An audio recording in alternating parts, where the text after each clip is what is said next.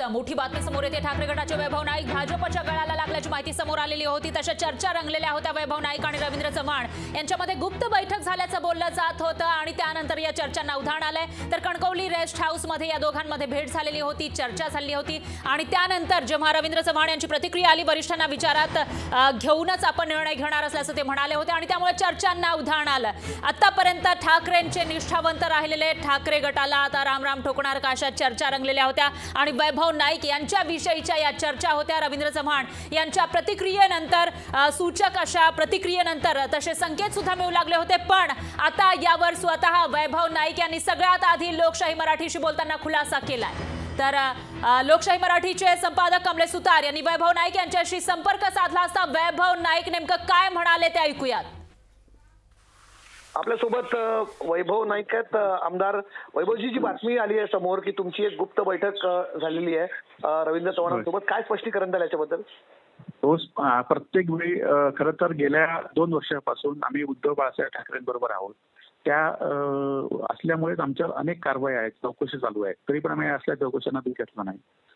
4 दिवसापूर्वी उद्धव बाळासाहेब ठाकरेंचा सिंधुदुर्ग जिल्हा दौरा झाला, त्या दौऱ्याला मोठा प्रतिसाद मिळाला आणि खरं तर काल आम्ही शासकीय अधिकाऱ्यांच्या समोर त्यांचा नियोजित दौरा शासकीय विश्रामगृहात होतो, त्या संदर्भात त्यांना निवेदन एक दिलं हळूहळू उड्डाणपुला संदर्भात आणि लवकरात लवकर ते काम होण्यासंदर्भात त्यांनी काही थांबवलं होतं, त्यासाठी बदल सुचवले होते, त्या संदर्भात त्यांना भेटलो आणि आपल्या जिल्ह्याचे पालकमंत्री म्हणून भेटलो।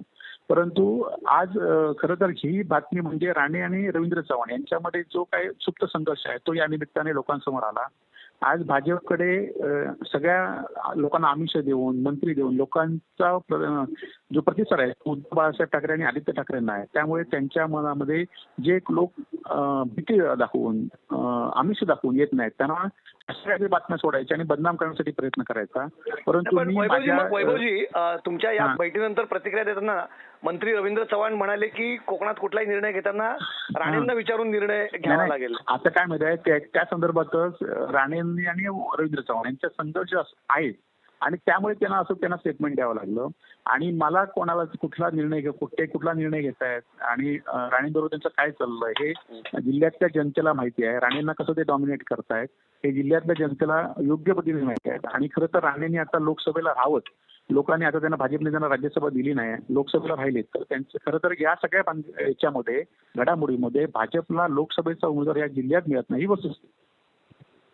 बरं, तुम्हाला म्हणजे असं ही भेट पहिली गोष्ट तुम्ही म्हणता की गुप्त नव्हती भेट? नाही, सगळ्यांसमोर जिल्ह्याचे पालक आणि गुप्त भेट काय मुंबईत होऊ शकते, ठाण्यात होऊ शकते, त्यांच्या घरी होऊ शकते का, असं होणार काय? आम्ही त्यांच्या शासकीय विश्रामगृहामध्ये गुप्त होऊ शकते का? समजा ते शासकीय विश्रामगृहामध्ये 10 वाजता त्यांचा नियोजित दौरा होता, त्या नियोजित दौऱ्यात त्यांना निवेदन दिलं। तर तुम्ही हे आश्वस्त करू शकता का, अगदी ठामपणे सांगू शकाल का की तुम्ही कुठे पक्ष सोडून जात नाही? आता कुठे म्हणजे आजच जात नाही आणि उद्या जाणार नाही आणि 2 वर्षांनी पण जाणार नाही, तिथेच आहे।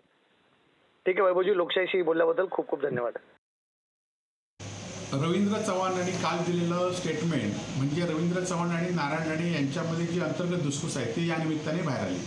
खरं तर काल रवींद्र चव्हाणांचा नियोजित दौरा होता आणि त्या दौऱ्यामध्ये 10 वाजता ते शासकीय विश्रामगृह कणकवली येथे येणार होते आणि हळवळ उड्डाणपुला संदर्भात त्यांनी त्या कामामध्ये बदल सुचवले होते आणि ते काल लवकर झालं पाहिजे म्हणून मी आणि कन्हैया पारकर त्यांना शासकीय विश्रामगृहामध्ये जे कार्यकारी अभियंता आहेत सरोगड यांच्या समोरच भेटलो आणि त्यांना पत्र दिलं आणि हे काम लवकर होण्यासाठी तुम्ही त्यात बदल सुचवू नका असं त्यांना विनंती केली आणि त्याचप्रमाणे आणि खरं तर उद्धवजींचा सिंधुदुर्ग जिल्ह्यात जो दौरा झाला आहे त्या दौऱ्याबद्दल भाजपच्या लोकांनी सगळी धडकी भरलेली आहे। आज भाजपला लोकसभेला उमेदवारसुद्धा मिळत नाही या जिल्ह्यामध्ये ही वस्तुस्थिती आहे। त्यामुळेच ते भ्रमिष्ट झालेले आहेत।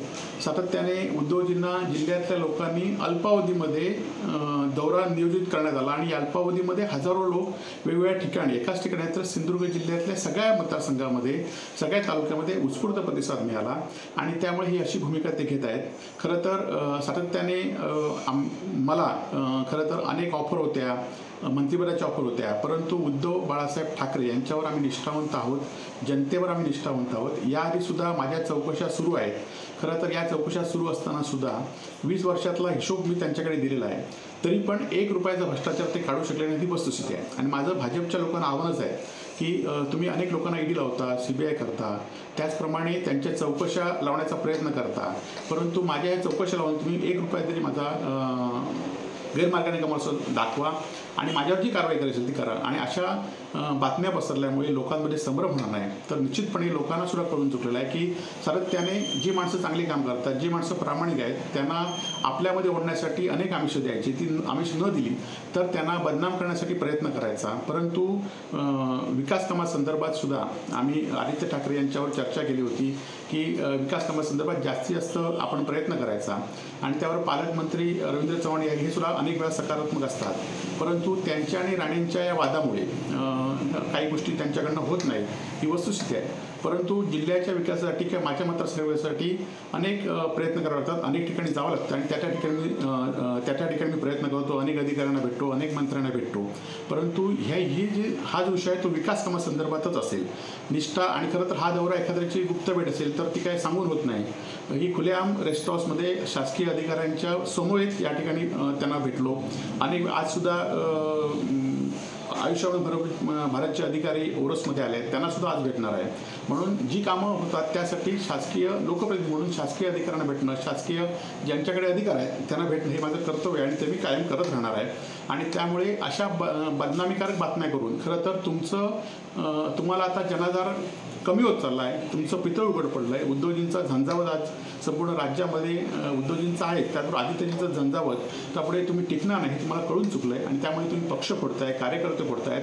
परंतु आमच्यासारखे प्रामाणिक कार्यकर्ते, आमच्यासारखे प्रामाणिक शिवसैनिक तुम्ही फोडू शकत नाही, ही वस्तुस्थिती आहे. तर थोड्या वेळापूर्वी त्या बैठकीविषयी आता वैभव नाईकांनी हा खुलासा केला आहे आणि त्या आधी मंत्री रवींद्र चव्हाण या बैठकीविषयी नेमकं काय म्हणाले होते तेही बघूया. सिंधुदुर्ग आणि या भागातील आमदार वैभव नाईक हे त्या ठिकाणी आले.